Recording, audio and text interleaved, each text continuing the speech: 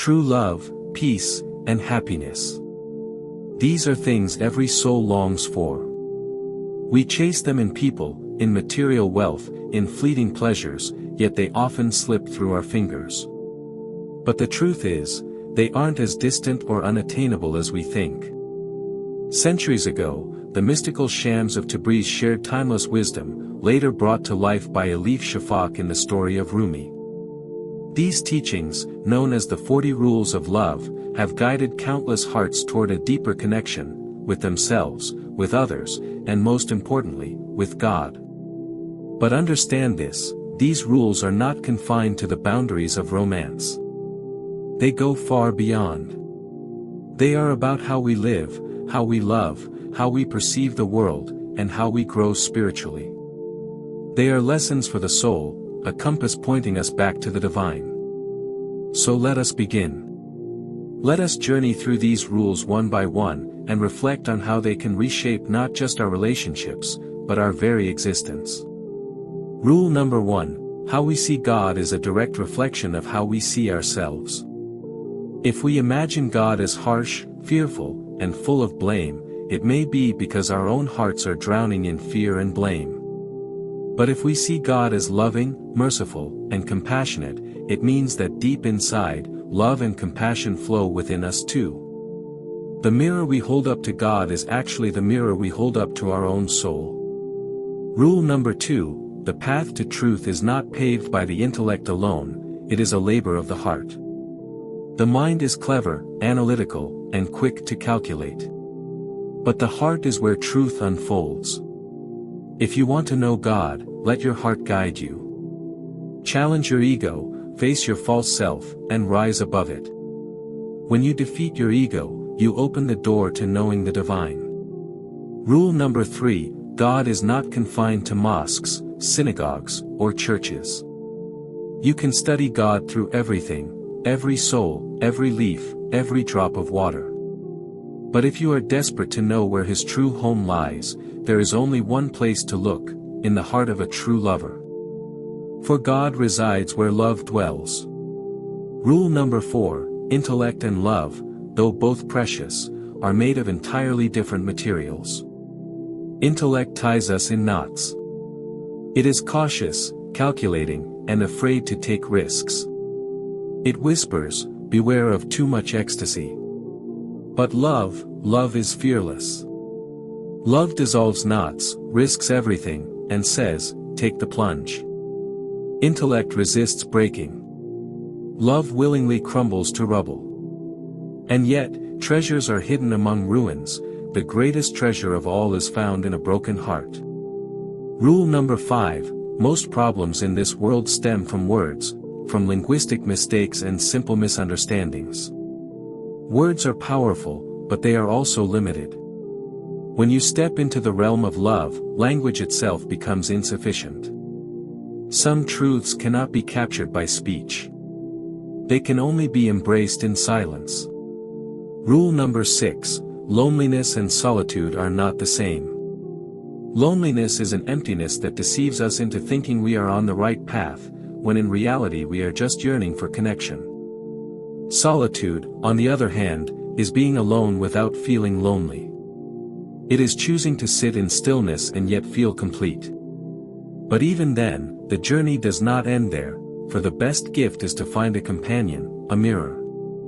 Only in another's heart can you truly see yourself, and the reflection of God within you. Rule number 7, whatever happens, no matter how heavy the trials, never let despair claim your soul. Even when every door shuts, God opens a hidden path just for you. Gratitude is the key. Anyone can be thankful when life is good. But a true seeker, a true lover of God, is thankful not only for what is given, but also for what is withheld. Rule number 8, patience is not passive. It is not sitting idle, waiting for the storm to end. Patience is seeing the thorn yet believing in the rose. It is walking in the night with certainty that dawn will come. Impatience blinds us to the outcome, but patience trains the soul to trust God's timing. Remember, even the crescent moon needs time before it becomes full. Rule number 9, east, west, north, or south, your physical direction matters little. What matters is whether every journey becomes a journey within. When you travel inward, you travel beyond this world, into the depths of eternity. Rule number 10, just as a mother cannot give birth without pain, no soul can be reborn without hardship. A potter must place clay in fire to make it strong. Likewise, love matures in the flames of trial. Hardship is not punishment, it is transformation. Rule number 11, the quest for love is not an easy one, but it changes you. No one embarks on this search without maturing. The very moment you begin to look for love, something inside you shifts. You start to grow, inwardly and outwardly. Rule number 12, beware of false teachers. The world is full of people who claim to be guides but are driven by ego and power. They demand obedience, admiration, and control. But a true spiritual master points you not toward themselves, but toward your own inner light. They are transparent, like glass, allowing only the light of God to pass through them. Rule number 13, do not resist change. Life will flip you upside down again and again. But how can you be sure that the side you cling to is better than the one to come? Surrender to the flow of life. Sometimes what feels like chaos is actually renewal. Rule number 14, God is busy with your completion. He works on you inside and out, polishing your soul, refining your heart. Every human being is a masterpiece in progress. Each one of us is like an unfinished painting, slowly being perfected by the divine artist. And just as every stroke of the pen matters in calligraphy, every moment of your life is sacred. Every dot is essential to the final picture. Rule number 15, it is easy to love a perfect God, flawless, majestic, and beyond all shortcomings. But the true test of the heart is to love our fellow human beings, with all their flaws, imperfections, and weaknesses. For how can we claim to love the Creator if we cannot love His creation? Remember, you can only know as much as you are capable of loving. Without love, wisdom remains empty. To truly love God, we must learn to embrace His creation, with all its scars and imperfections. Rule number 16, real faith is not worn on the outside, it lives deep within. Outward rituals may wash away dirt from the body, but only love can cleanse the stains of hatred and prejudice from the soul. There is no impurity more dangerous than the poison of bigotry. You may fast, pray, and discipline your body, but if your heart is filled with hatred, it remains impure. True faith begins when love becomes the purifier of your heart. Rule number 17, the entire universe lies hidden within you. Every joy, every flaw, every quality you see in the world, even in the people you dislike or despise, exists in you to some degree. Do not search for Satan outside yourself, for he is not some extraordinary monster lurking in the shadows. He whispers from within. If you truly want to know yourself, you must face this inner voice with courage and honesty. Self-knowledge is the doorway to transformation. Rule number 18, if you desire others to treat you with kindness, start by treating yourself with sincerity and love. The world reflects back what you carry within. When you learn to love yourself without arrogance, you invite the love of others. And when hardships come, be thankful even for the thorns people may throw your way. For every thorn that wounds you is only a sign that roses will soon bloom in your path. Rule number 19, do not be consumed by fear of where the road will lead. The journey ahead may look uncertain, but your only responsibility is to take the first step. That is the hardest step of all. Once you begin, the rest will unfold as it is meant to. Life has its own rhythm, its own natural flow. Do not merely go with the flow, become the flow. Move with purpose, and the path will carry you. Rule number 20, God created us all in His image, yet no two human beings are alike. Every heart beats to a unique rhythm, every soul carries its own melody. If God had desired sameness, he would have made us identical. Instead, he created diversity as part of his divine scheme. So when we disrespect differences or try to force our thoughts upon others, we are not just disrespecting people, we are disrespecting the Creator himself. Rule number 21, when a true lover of God enters a tavern, that tavern becomes a sacred chamber of prayer. But when a drunkard enters a prayer room, it becomes nothing more than a tavern. This is the mystery of the heart. It is not the outer appearance that defines holiness, but the intention and purity within. A Sufi does not judge by the eyes of flesh. Instead, he closes both eyes and opens the third eye, the eye of the soul, the eye that sees the inner realm. Rule number 22, life itself is nothing but a temporary loan. This world is a pale imitation of true reality. Just as children mistake a toy for the real thing, we humans often mistake worldly possessions for lasting joy. Some become obsessed with the toy, while others carelessly break it and discard it. But wisdom lies in balance. Avoid extremes, for both indulgence and denial can shatter the harmony of the soul. A Sufi walks the middle path, always mild, always moderate. Rule number 23, among all of God's creation, humanity holds a unique place. God says, I breathed into him of my spirit. Each and every one of us carries that divine breath within. Each of us is a delegate of God on earth. But how often do we truly live as his representatives? Ask yourself, do my actions reflect the Spirit of God within me? The answer to that question defines the truth of our lives. Rule number 24, heaven and hell are not far-off places waiting for us after death. They exist here and now. Each moment is a choice between paradise and fire. Every time you love, forgive, or show kindness, you rise into heaven. Every time you hate, envy, or harm, you fall into hell. Heaven and hell are not distant realities, they are the states of your heart in this very moment. Rule number 25, the Holy Quran speaks on many levels, and each soul understands according to its depth. The first level is the outer meaning, the surface that most people are satisfied with. The second is the inner meaning, the batin. The third is the inner of the inner. And the fourth is a depth so profound that no words can ever contain it. This final level can only be experienced, not explained. The Quran is a mirror, showing each reader the reflection of their own heart. Rule number 26, the universe is one living being. Everything is connected in an invisible web of stories. Whether we are aware or not, we are all part of a silent conversation.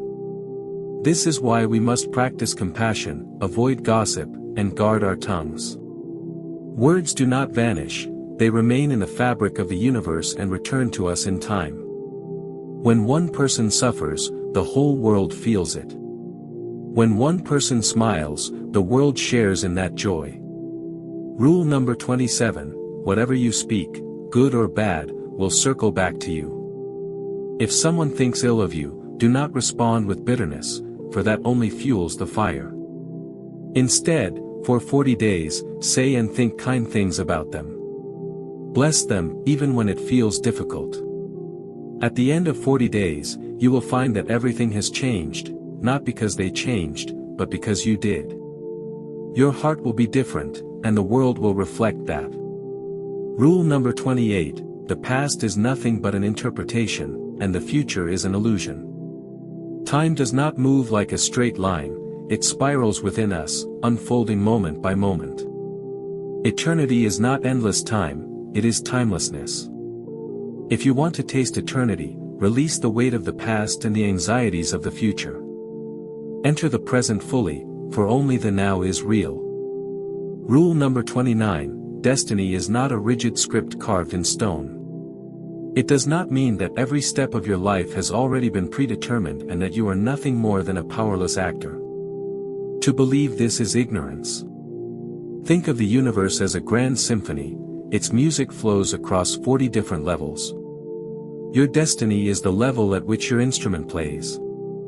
You may not be able to change your instrument, but how beautifully you play it, that is in your hands.